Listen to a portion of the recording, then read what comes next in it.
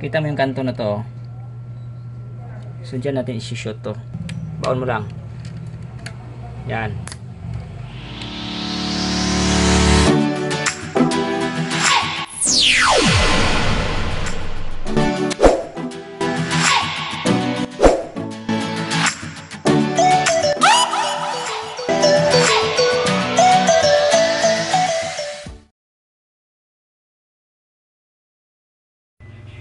Okay. So, dahil madumi, lilinisan natin. Off mo muna. Off. Remove power. Tanggal yung mga ito yung router na number 2. Router number 1. Tapos ito. Kaya mag-alala, pwede tanggalin yan. Hilain nyo lang pababa.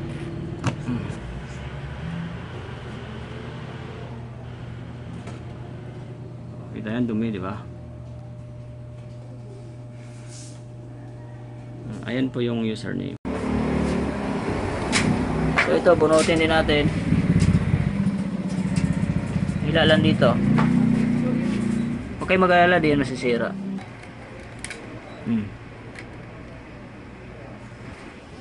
So, yung dulo niya, tingnan natin. Parehas lang. So, ang iingatan nyo lang naman is itong dulo na hindi mabali. Tingnan natin kung nabali. Kasi yan ay glass lang yan. Glass lang to, glass.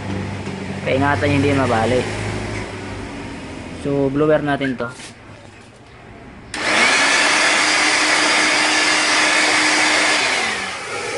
Punasan natin tissue yan mamaya, ha. Ito, kailangan yung blower yan para matanggal yung mga likabok.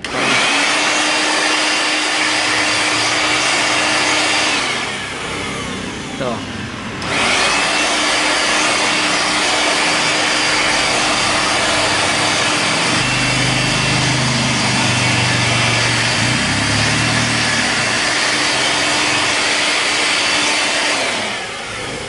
So meron tayong tissue towel. Punasan natin yan. Yan, hayaan mo na yung dulo. Ito lang. Iwasan nyo na hindi yan mabali, ah.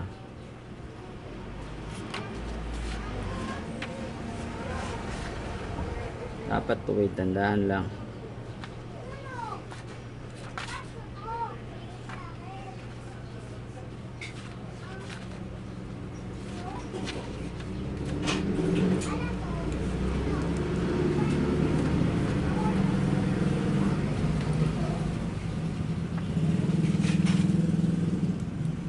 Okay, bagay natin sa taas.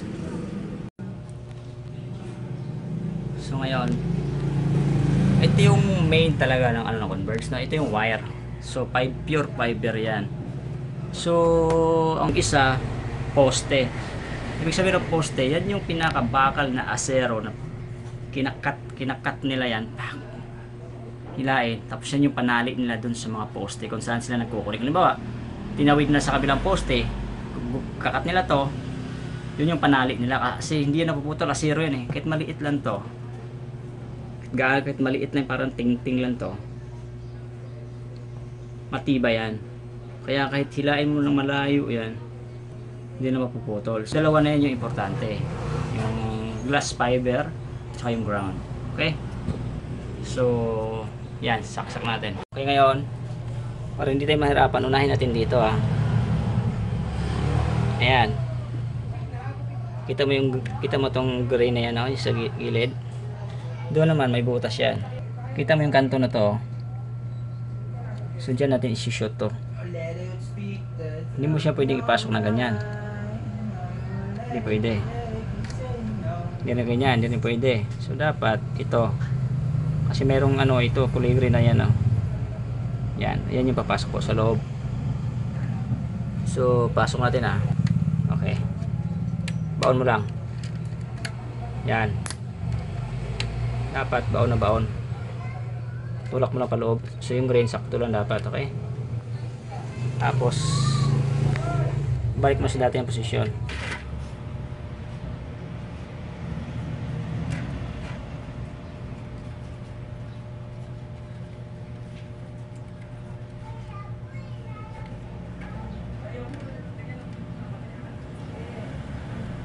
Ayan, yan po yung tamang posisyon na.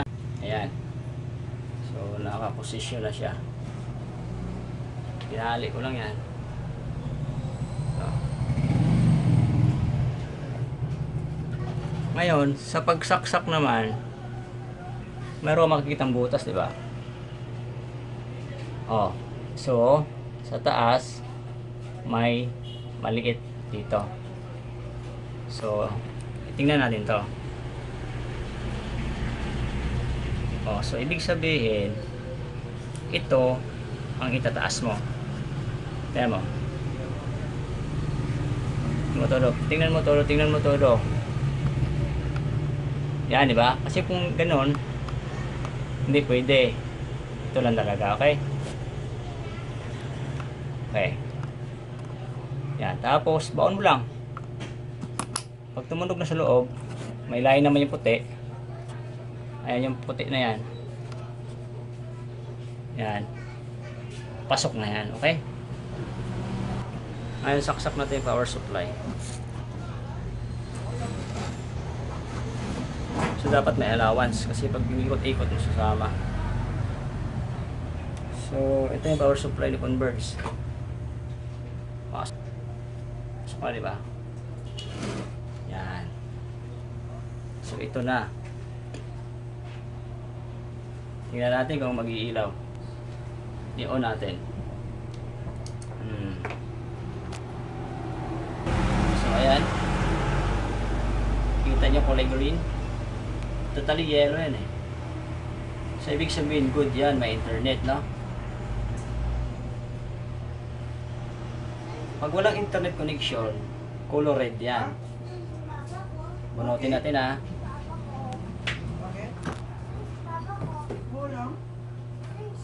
Bunutin natin. Ayan yung wifi. So wifi po yan, naka-on yung wifi. So bunutin natin, ha. Tingnan natin. 1, 2, 3. So nagre-red. Ibig sabihin, kung magre-red, pwede palang sira tong wire mo o kaya putol.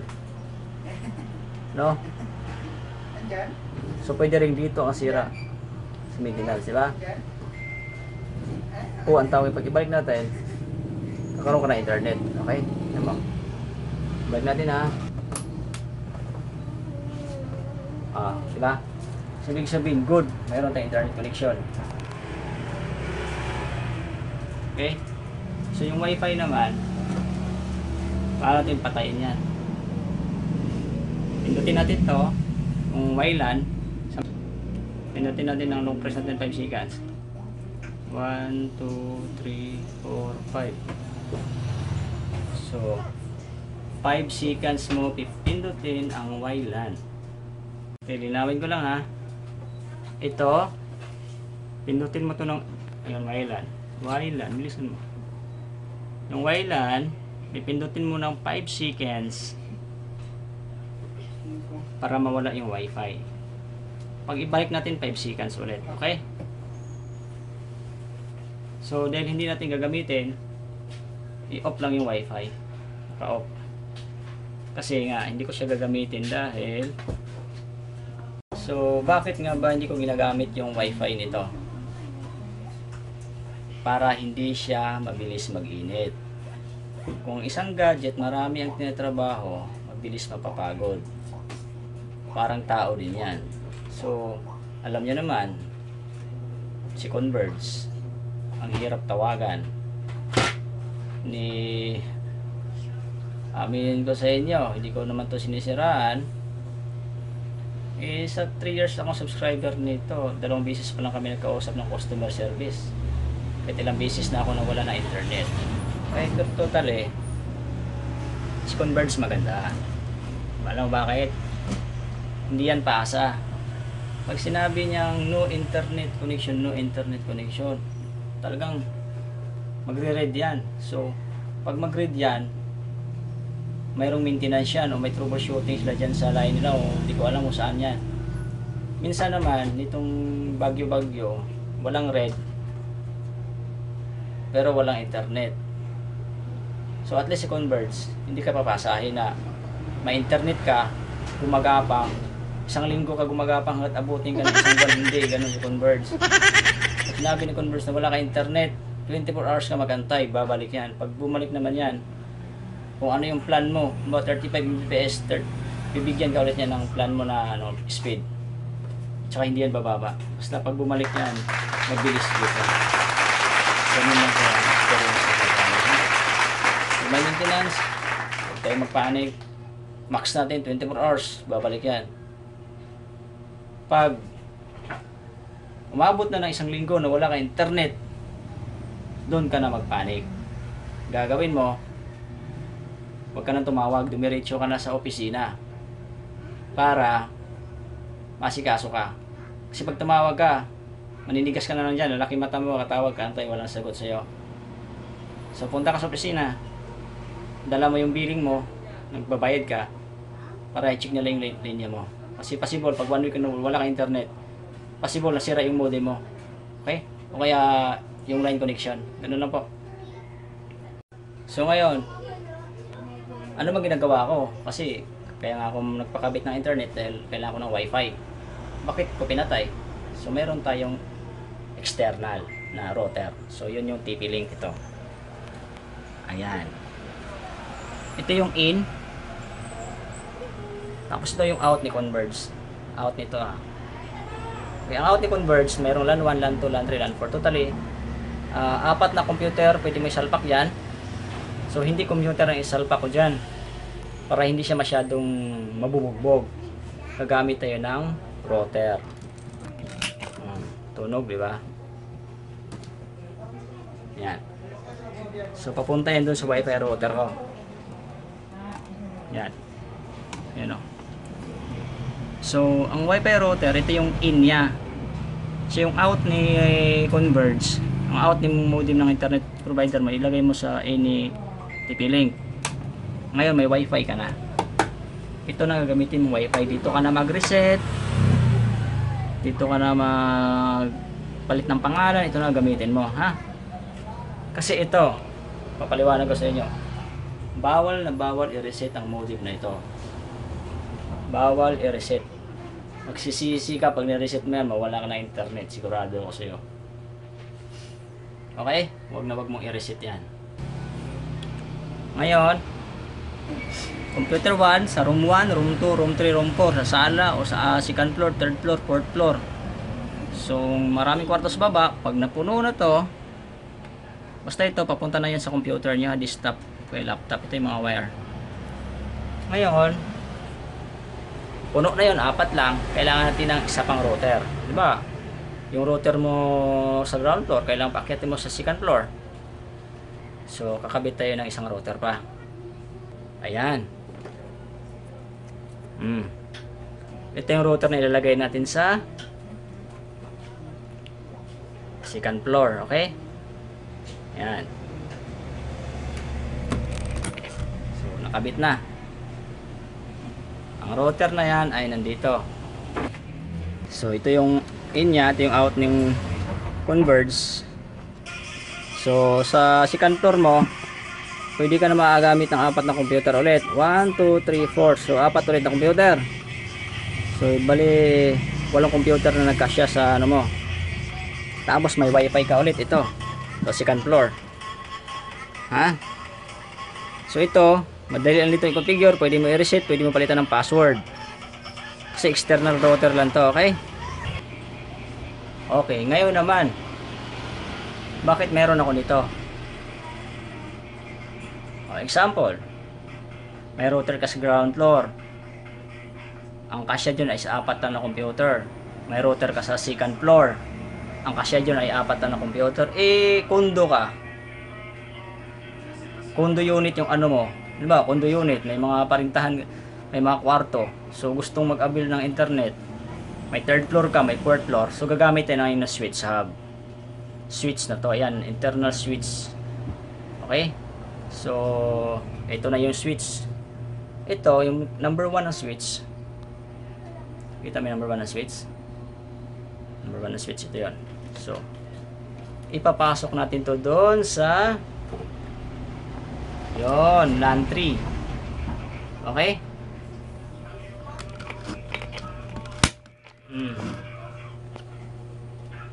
Yan.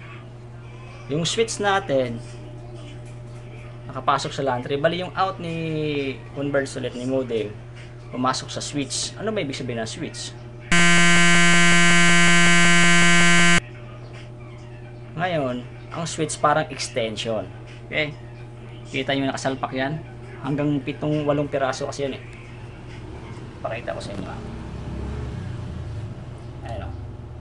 1, 2, 3, 4, 5, 6, 7, 8. So, ayan, 8. So, dahil ito, out, in. Out na to lahat. Out, out, out, out. So, dahil kondo ka, mayroon kang,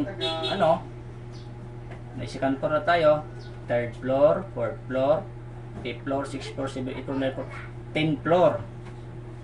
Ang dulo nito, pwede mo lagyan ulit ng panibagong external router. Okay? O kaya, i-direct mo na sa computer o laptop mo. So, pwede mo lagyan ng dulo nito ng router ulit. Para bawat floor mo, mayroon kang wifi. Okay? Bawat floor ng mundo mo may wifi sa mundo lahat. Okay? So, sana video nito ay nakakatulong sa inyo na ito lang. 4 lang siya. Pero kaya mo mag-provide ng kahit 48 pirasong computer o kaya router. 48 na banggit natin. Paano ba? Mayroon pa tayong bakante. No? Dahil 5 year yan, 75 Mbps, unlimited, no capping yan. Saksak matindi isa, bibili ka ulit ng switch, yung malaki. Malaki, kanya kalaki. May 48 na output, 48 piraso. Papakita ko sa inyo ito. Yan. So, ganun lang po ang diskarte. Naka-off yung wifi. So, nakita nyo yung wifi, pinatay ko na. Kasi pampabigat lang yan. So, ano ba tong tatlong ilaw na to? 1, 2, 3. Yan po yung LAN 1, LAN 2, LAN 3. 1, 2, 3. Okay? 1, 2, 3. 1, 2, 3. So, yung bakante, mag-iilaw din yan dyan. Okay? Malalaman mo yan pag maglo-lost kasi 1 yan mag-iilaw. So, tanong. Hindi kaya maglalag?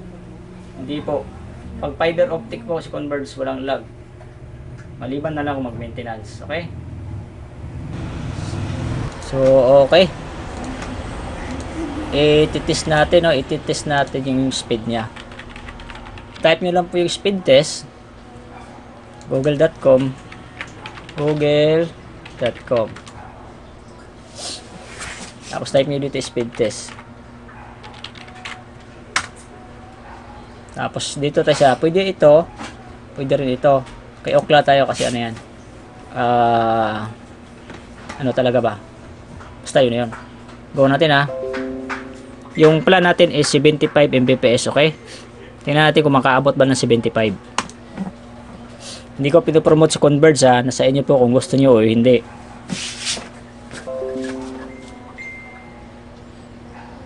So, sa 75, binigyan niya ako ng 70. Yung ping natin ay 3 lang. 70, 71 yan. So, yung download niya, yung upload naman, tingnan natin. So, dati 50 Mbps lang yan. So, Kosas lang nagbigay ng promo. Automatic nila ina-upgrade sa system na naging 75. Residential, 2.5 monthly. So, ayos. Disadvantage, wala kang telepono. Pure fiber optic lang. Yan. Sagot na lahat ng tanong. Okay, dahil part 1 pa lang to, mayroon tayong part 2. So, ang part 2 natin, papasukin natin yung pinaka network configuration ng modem niya. At paano mag-set up ng wifi, papalitan natin yung name at saka yung password na hindi masisira yung modem, na hindi magkaroon ng conflict. Okay, abangan nyo ang susunod kong vlog. Thank you for watching. Pa-click ang subscribe button para sa marami pang informative tips na ating matutunan.